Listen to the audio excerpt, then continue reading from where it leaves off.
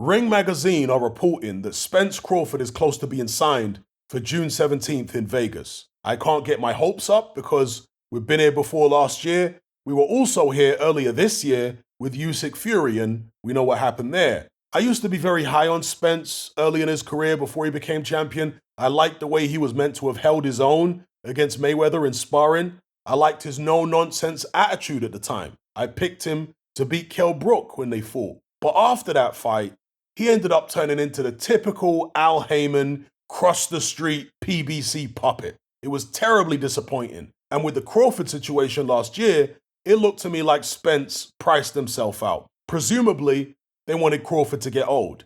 Then we heard he was going to fight Keith Thurman at 154 and may never return to 147. I'm not sure what happened with all that. Maybe they realized there weren't enough money in it to cover the purses. Who knows? It's typical PBC, really, with massive bouts of inactivity for many of their fighters. In any event, the Crawford fight is infinitely preferable to the Thurman fight anyway, so we hope this Ring Magazine story has legs.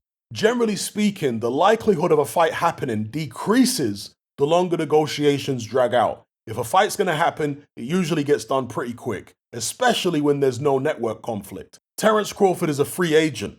He has no long-term network contract as far as I'm aware. So the fact that talks with Spence dragged on for so long last year was an ominous sign. Same with Usyk Fury. Usyk doesn't have a network deal. So when things drag out, it's usually a sign that somebody doesn't really want the fight for whatever reason.